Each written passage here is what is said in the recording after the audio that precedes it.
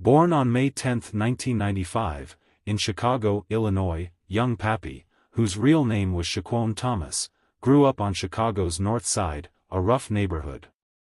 His home life stabilized after his parents split up when he was young, and they bounced around quite a bit between Uptown, Edgewater, and Rogers Park. In spite of the hardness of Pappy's youth, he developed an early passion for music. He was raised by his mother, 4 brothers, and 3 sisters mostly. His grandmother gave him the nickname Pappy, which he used during his career as a rapper.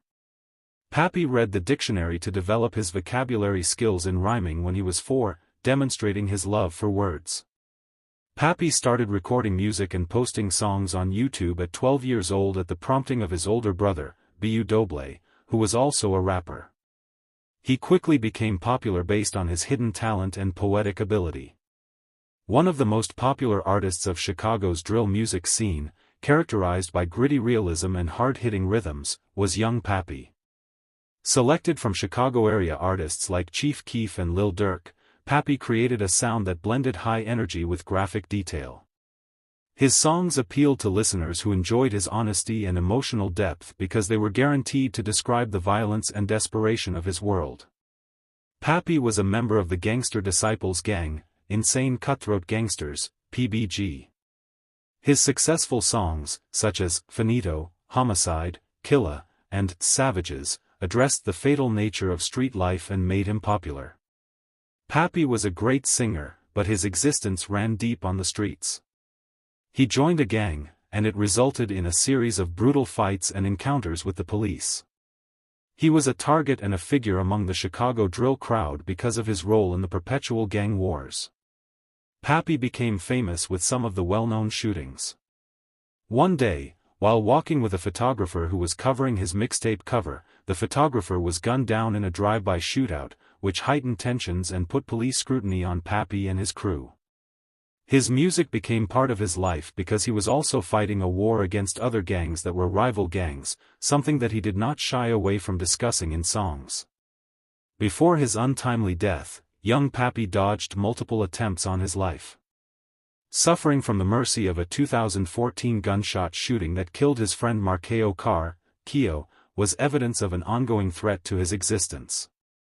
These attacks are not sporadic incidents. He was targeted on a daily basis due to his growing popularity and gang affiliations and, at times, the innocent bystanders got dragged into the gunfire.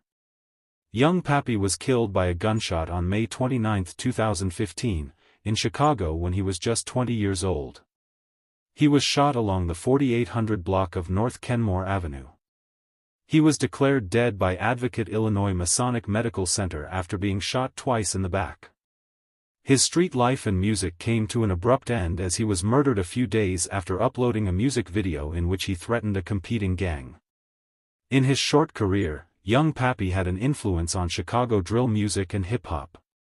Even in death, his songs encourage emerging artists to tread in his footsteps and reach listeners across the world, catapulting him to household name status within the industry.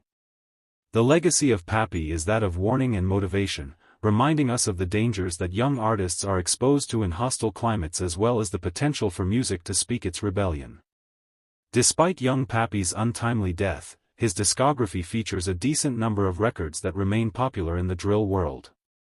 His longevity as a hip-hop culture artist could be demonstrated since his fans still have their social media pages on the internet and still rife are the docu and the retro to encapsulate his life.